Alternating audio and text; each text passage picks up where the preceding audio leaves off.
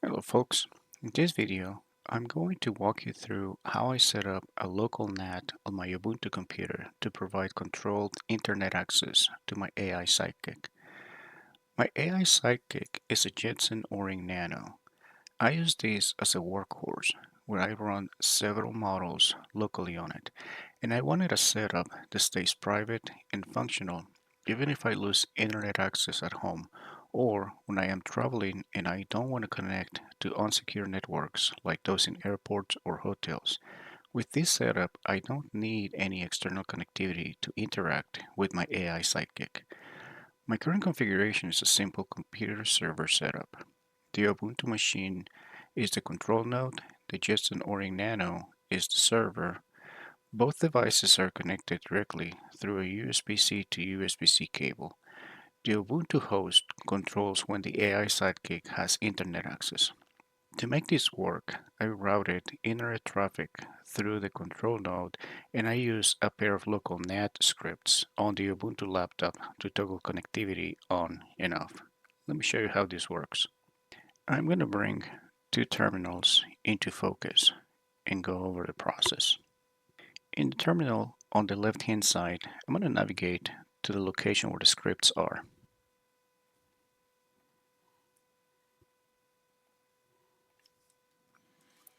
And if I look inside that location, you're going to see that I have four scripts, two for wired and two for wireless. I end up getting four because when I first started working on it, I was connected to wireless. And then when I make the cable connection to the computer, the NIC had changed. So I have to create another one for wired to turn it on and turn internet off. Eventually, I'm going to combine the wired and wireless into one, where if I launch it, the script should look for a wired connection, and if there is no wired connection, it will default to wireless, and that is going to be to turn internet on and off on the Ubuntu host computer. And here, I can open any of these files using Nano. For example, I can type in Nano internet off for Nano wireless, but for convenience, I place both of the scripts, the internet on and internet off scripts, on the same text file so you can see them side by side without having to switch back and forth. And these are the scripts so you can see how it works. Just a little bit smaller. So the internet access to turn it on, you can see I'm using my wireless card. And again, as you can see in the legend, this number is just a representation of what the wireless card looked like. This right here is extra. The WLP will be the real card identifier. Same thing here. ENXB will be the card identifier. The rest of it is just a representation of what the NIC in the Jetson Orin Nano look like.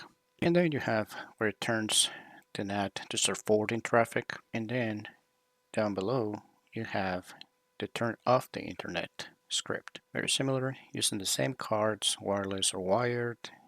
And as you can see here, when we turn it on, it was equal to 1. Now we're turning it off, is equal to 0.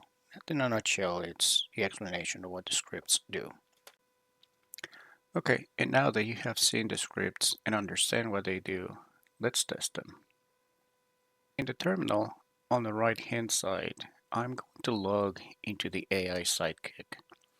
As you can see, the default IP address for the USB-C to USB-C connection is 192.168.55.1. This is always going to be the same IP address when I have a computer to server set up like I do.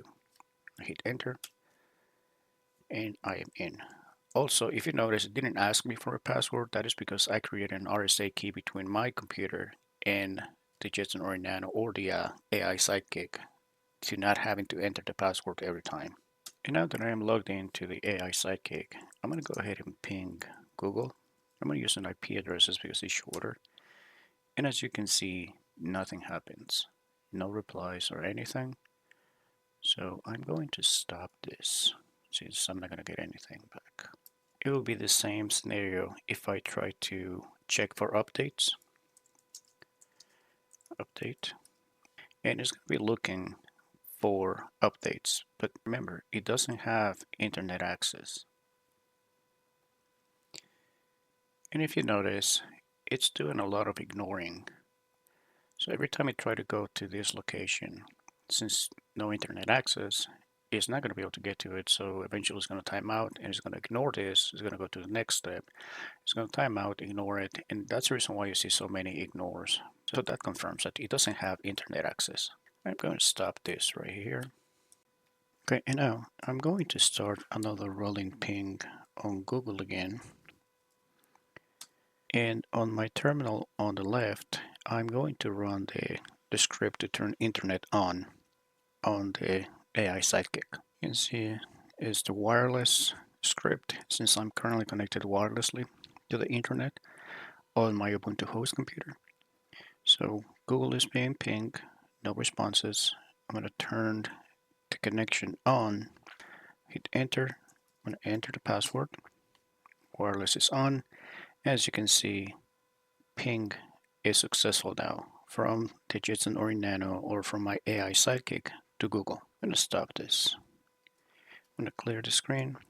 And now that I know that I have internet access, I am going to check for updates. Remember the last time I was getting ignore messages because there was no internet access. This time you can see I have successful hits to the destinations. And it's checking for updates and it's going to tell me if I have any update pending. And there you go, we have 38 packages that need to be upgraded. So I'm going to go ahead and do that.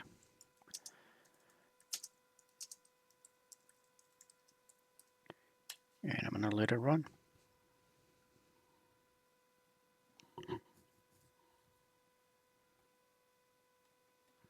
And it completed. Now you see the purpose of the NAT.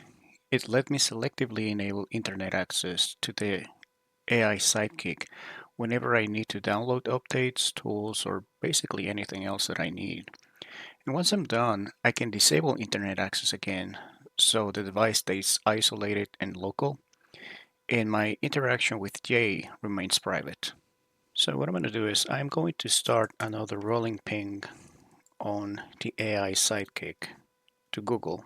And on a terminal in the left hand side, I'm going to run the script to turn the internet off. So I'm going to change this from on to off, hit enter, and that's it. The internet has been completely turned off, and the AI Sidekick is now local again.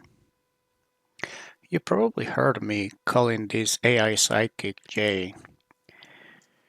That is what I call the AI agent I interact with. J, it is my sidekick. Let me show you how it works and how I launch it.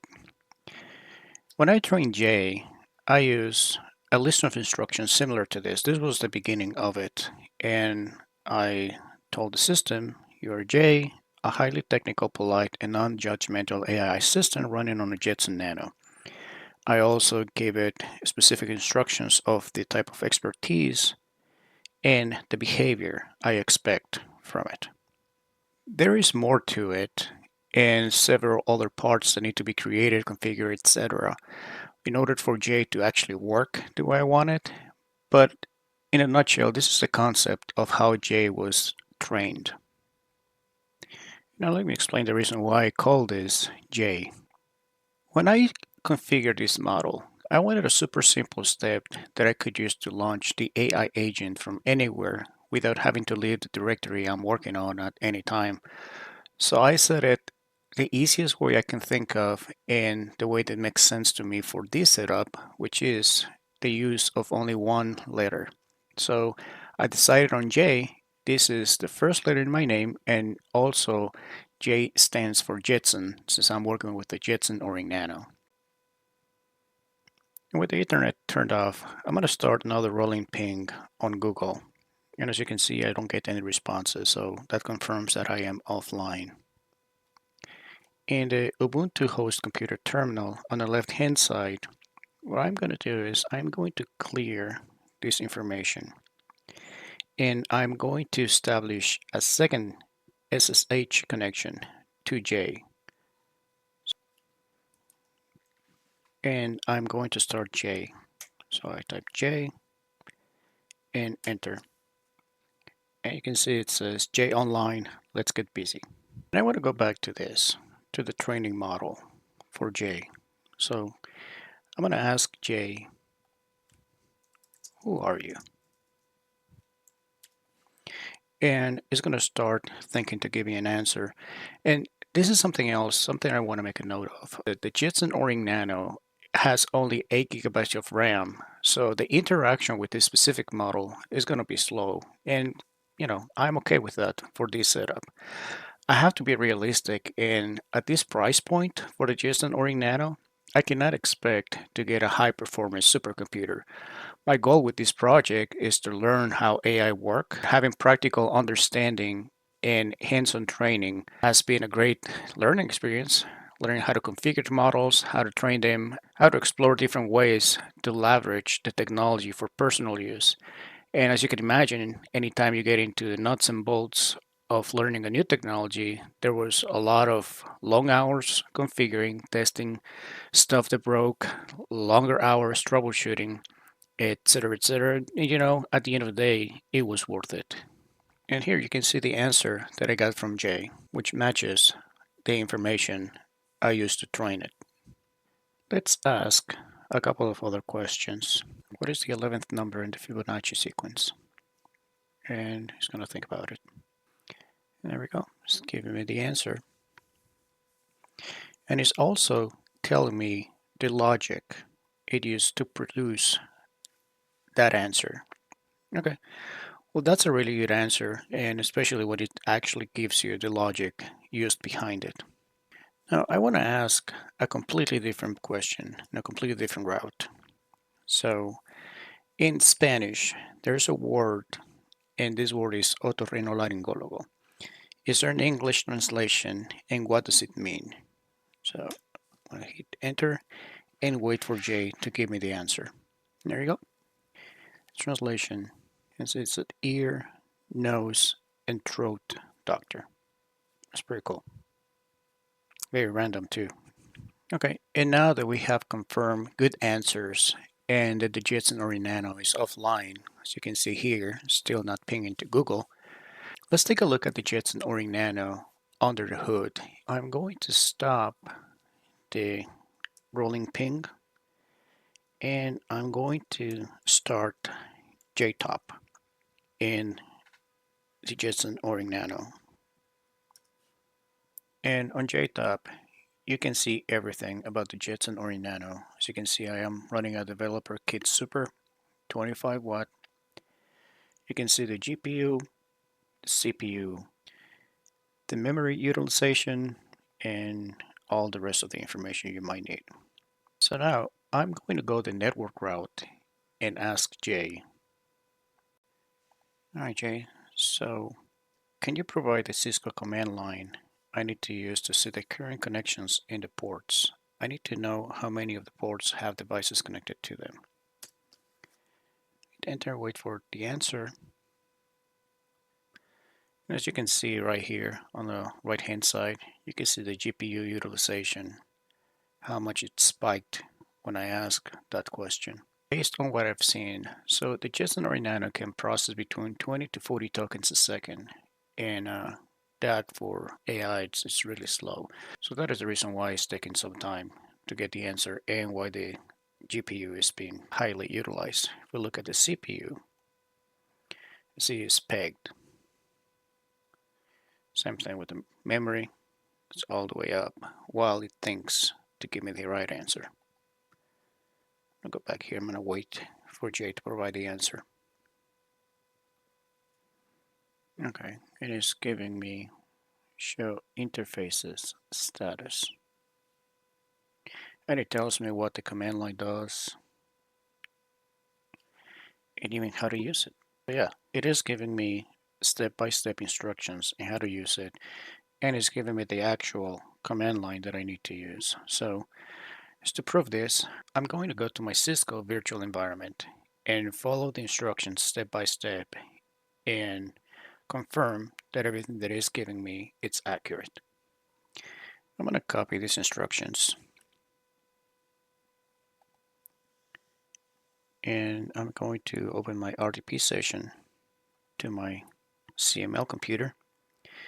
You can see here VMware is running, yes, and I have my virtual environment running, yes. So what I'm going to do next is I am going to open a text editor and I'm going to paste the instructions I just got from Jay.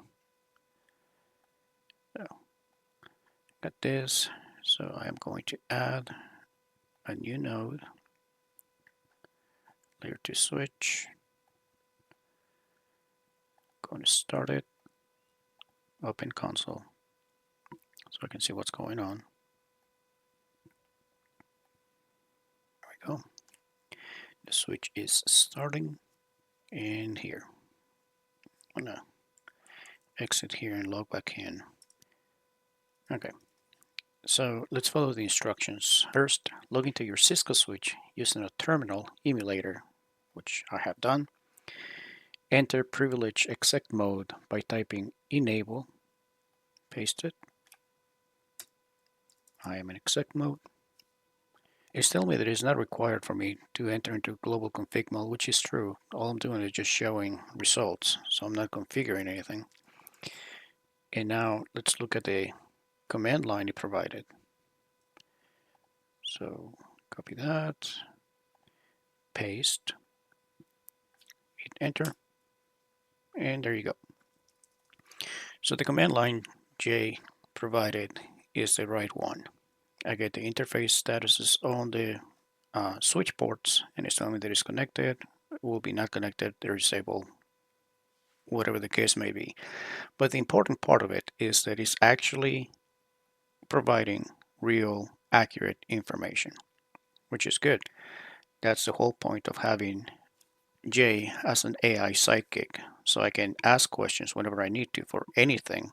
And also, if I get into a technical study process, it can provide accurate information, which is part of the instructions I use to train Jay. So I'm good with this. I'm going to leave this RDP session and going back to the terminals where I have Jay running. And Jay, like I said before, if I get into a technical study mode, Jay is going to become my study buddy. So I have already asked for a basic Cisco command line, which it was accurate. Now let's see if it can help me with something else. So can you give me 10 study questions for a vendor agnostic cloud exam certification? And it's gonna think about it. The GPU is gonna go up, as you can see on the right hand side of the screen. Same thing with the CPU. It's going up. Memory is going up. And CPU is maxed out at this point. And GPU, it reached its peak, 6 gig. And J is thinking. And there we go.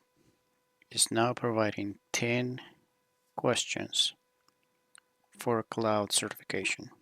And I can keep doing this all day, but for the purpose of this video, I wanted to show you how to utilize NATs to enable or disable internet access from a Linux computer that is being used as a control node and enable disable internet access to a locally connected device. Also, I wanted to show a short preview on the basic process on how to train an AI model. In this case, it's a study buddy AI model that I can run at home to help me answer basic questions, or like you see here below, give me study questions or command lines that I need when I'm studying. This AI agent or J is also set up where it's going to help me whenever I'm writing code for network automation. If I run into a problem where I don't know where the problem is, J should be able to find the error and tell me what is that. Also provide some type of suggestion on how to improve the script and such. I have not tested that yet. I will test it on a different video, but that's going to be more in depth on what J can do. But before I end the video, I'm going to ask Jay one last question. And this is a question that I've been thinking about for a while. And this is it. Since you don't have direct access to the internet to look for information to answer the questions, and the models you're running are local, are you consider local AI or private AI? Let's see what Jay says. I'm consider a private AI. Okay, and this is good. So I got the answer from AI about what private AI is. And in my current setup, based on everything that I have done with it, this it's private AI. And you can see the reasoning behind it. There you have it. I am running private AI on a Jetson Orin Nano inside my house on a computer to server setup between my laptop and the AI Sidekick. I'll be making more videos about the other features I built into this AI Sidekick, including the program that broke my AI Sidekick. And this program broke it even though it was running inside a container, and I have given it a swap memory of 16 gigs to prevent from breaking. But more on that on a different video. And that's it. I have reached the end of this video. Thank you for watching. I'll see you in the next one.